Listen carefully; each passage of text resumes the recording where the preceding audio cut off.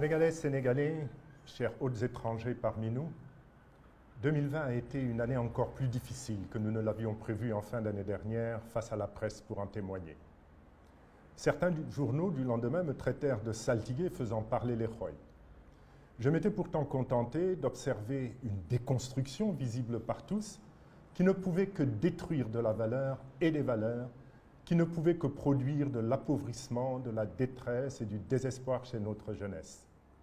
C'est dans une posture identique qu'aujourd'hui je soutiens que 2021 sera sans aucun doute une année encore plus difficile que celle que l'on quitte.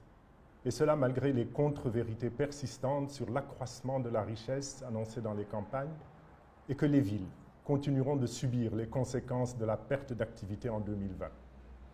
La solution ne viendra certainement pas des illusions politiciennes trouvées pour distraire le peuple, partager les responsabilités de l'échec avec de nouveaux complices dans le projet d'ainsi calmer un front social qui se lève. 2021 sera donc une autre année difficile parce que la soi-disant croissance sénégalaise continuera à ne pas faire reculer la pauvreté. Elle ne cessera d'être caractérisée par l'absence d'emplois suffisants créés, comme l'a constaté la récente étude de la SFI, membre du groupe de la Banque mondiale.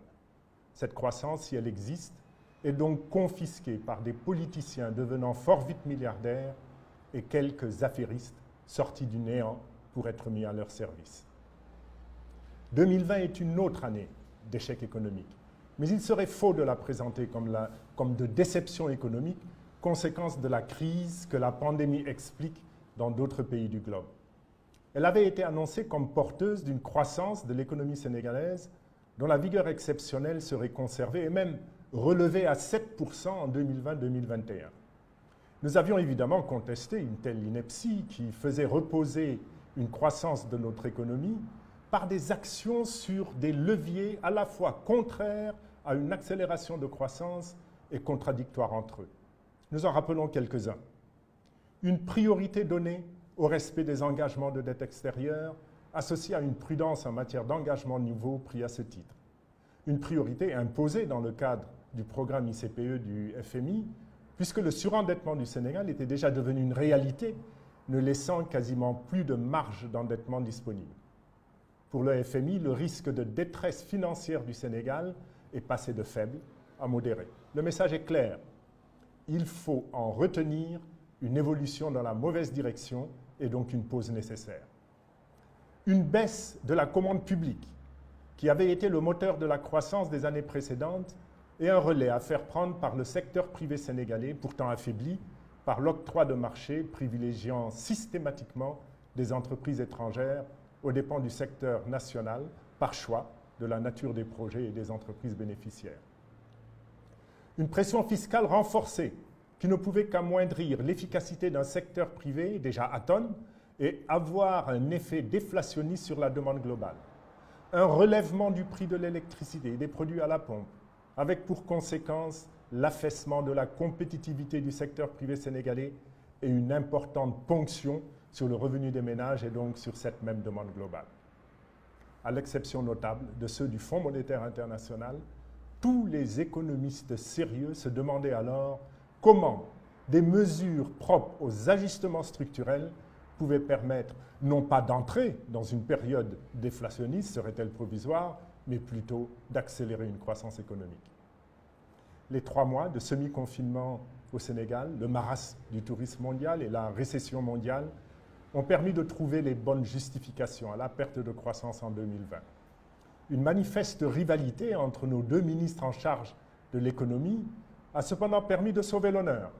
Le Sénégal a donc pu passer en quelques semaines d'une récession faussement limitée à moins de 1% à une croissance légèrement supérieure à 2% qui ferait figurer le Sénégal parmi les exceptions mondiales. Pour notre part, nous retenons plutôt que le Sénégal demeure dans l'échec économique persistant, caché derrière des statistiques fabriquées à l'instar de celles aussi invraisemblables que les 1 800 000 tonnes d'arachides qui seraient produites quand quelques dizaines de milliers de tonnes ne parviennent pas à être trouvées sur les marchés par les usines d'huileries, toutes contraintes à l'arrêt de leur activité. Les signes les plus lisibles de cette souffrance économique et sociale sont la catastrophe vécue par les pêcheurs. la fuite de notre jeunesse désespérée dans des pirogues de fortune au risque de leur vie, la considérable aggravation du déficit des finances publiques puisqu'il s'agit d'un doublement. L'année 2020 sera donc close sur les constats suivants. Un échec économique global qu'une succession accélérée de plans de riposte et de relance pour faire perdre les repères ne parvient pas à masquer. Une aggravation considérable du déficit budgétaire privant de toute marge, sauf annulation de dette. Une impasse en matière d'endettement extérieur traduite par ce fort souci d'obtenir des annulations de dette au-delà des moratoires possibles sur le service de la dette. Des inondations prouvant à quel point l'État protecteur a cessé d'exister au Sénégal, délaissant les priorités de mise des populations à l'abri des difficultés récurrentes. Ils ont abandonné la mise en œuvre du plan décennal de lutte contre les inondations au profit de grands projets sans impact durable sur les comptes de la nation. Une gestion de la pandémie qui aura permis de constater à quel point notre système sanitaire avait été négligé au point de donner lieu à un programme spécial de remise à niveau portant sur plusieurs centaines de milliards de francs CFA. Un malheureux record mondial en vies humaines perdues en mer par ceux qui fuient la misère dans leur pays. Également, une promesse de réforme du franc CFA non tenue, comme ont pu nous y habituer les dirigeants africains peu soucieux du respect de leurs paroles. Une solution au stress économique et social du Sénégal a par contre été trouvée au sein de l'arsenal habituel des fausses mesures.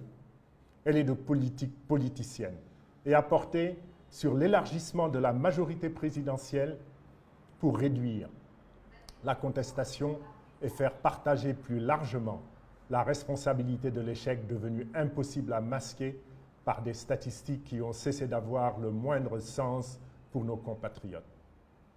2021 demeurera pourtant une autre année difficile, d'échec économique, social et environnemental, sur fond de malgouvernance et de faux débats politiciens entretenus autour de la chimère du troisième mandat pendant que la souffrance des populations s'accroîtra. Les raisons en sont les suivantes. La poursuite de la politique d'ajustement engagée par le régime sous contrainte de l'ICPE. Elle ne permettra aucune relâche au profit de la demande des ménages et donc aucun desserrement de l'État enfermant leur niveau de vie qui continuera de se dégrader. Une pauvreté qui ne quittera pas les campagnes en raison d'une politique agricole restée prisonnière d'attitudes de confiscation du labeur des paysans par la présence d'intermédiaires de toutes sortes en charge de détourner l'aide en matériel, les semences et les engrais ou de tricher sur leur qualité. Fort heureusement, les paysans ont eu l'intelligence de privilégier les cultures vivrières par rapport à l'arachide, ce qui devrait assurer une moindre exposition à la faim.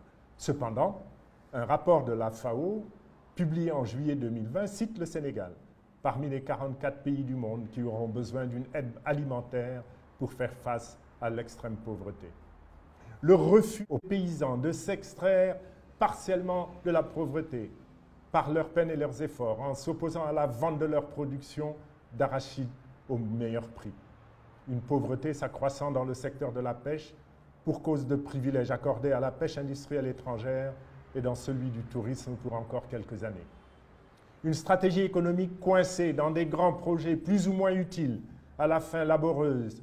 On peut citer le TER, Diamniadio, la compagnie aérienne nationale, les lampadaires solaires, etc., etc. Une compétitivité du secteur privé, difficile à restaurer au regard du niveau très élevé du coût de l'énergie. Il n'est pas inutile de rappeler que le coût du kilowattheure au Sénégal est 2,5 fois plus élevé que le niveau admis au plan international et que celui du transport vers notre hinterland naturel, qui est le Mali, représente plus de 30% de la valeur des marchandises alors qu'il ne devrait dépasser qu'une moyenne de 10%. Une marge budgétaire particulièrement resserrée suite à un doublement du déficit par rapport au PIB en 2020 et à une nécessaire programmation d'un retour à la norme communautaire de 3% retenue pour 2021. Assorti d'un relèvement de la pression fiscale de 16,5 à 19%. Ce double effort est considérable à mettre en œuvre et il aura pour conséquence une forte restriction de la commande publique et de plus grandes difficultés pour les fournisseurs de l'État à se faire payer. Au regard de ces tensions à venir, il est d'ailleurs particulièrement inquiétant de relever l'accroissement de certaines dépenses de fonctionnement dans le budget 2021, notamment pour faire plaisir aux alliés logés en Conseil économique, social et environnemental et en Haut Conseil des collectivités locales. Cette attitude habituellement dépensière et de gaspillage devrait pourtant devenir de prudence pour prendre en compte l'ajustement décidé et l'incertitude planant sur la reprise économique mondiale et nationale.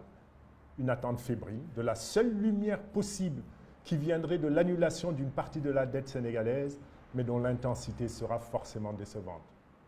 Le recours au partenariat public-privé, le PPP, que nous avions proposé comme seule issue possible dès 2018, est une bonne idée, reprise par le régime de Macky Sall.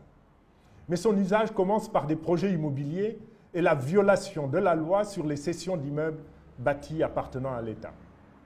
L'impossible retour à une gestion sobre et vertueuse et le maintien d'une démarche de malgouvernance basée sur la prédation des deniers publics et des marchés et projets à scandale tels les poteaux électriques Excelec, dont le marché de 36 milliards de francs CFA hors taxes aurait pu être facturé à 500 millions par une autre entreprise sénégalaise et la surfacturation aurait ainsi pu payer 3 fois le déficit de l'école sénégalaise en table-banc.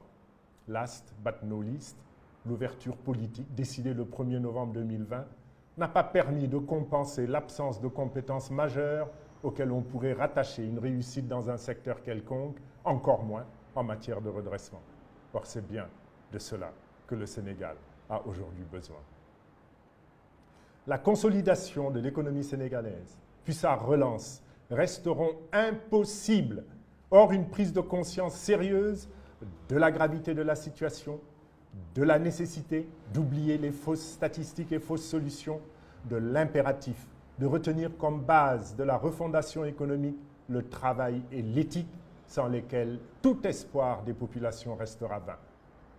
En conclusion de tout ce qui précède, nous ne pouvons ne pas exprimer une lourde inquiétude face à la déflagration sociale qui pourrait naître d'exigences citoyennes de plus en plus fortes en matière de bonne gouvernance, ayant pour corollaire la fin ou une forte réduction de la corruption, pour ne pas paraître naïf, d'emplois dont la croissance dépend d'une révision de la stratégie privilégiant les marchés attribués aux entreprises étrangères, d'eau potable disponible, de gestion des terres dans le sens d'une plus grande transparence qui cesserait d'être au service de la corruption et de la spoliation de nos braves paysans, du respect des lois, de la justice par les gouvernants, de soins de santé disponibles et non discriminatoires, d'éducation accessible, de qualité et utile pour l'embauche et l'auto-entrepreneuriat.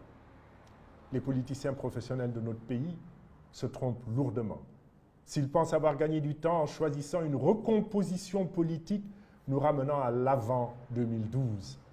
Ils se sont plutôt mis en retard de l'histoire et ont renforcé les convictions partagées de plus en plus largement par nos compatriotes.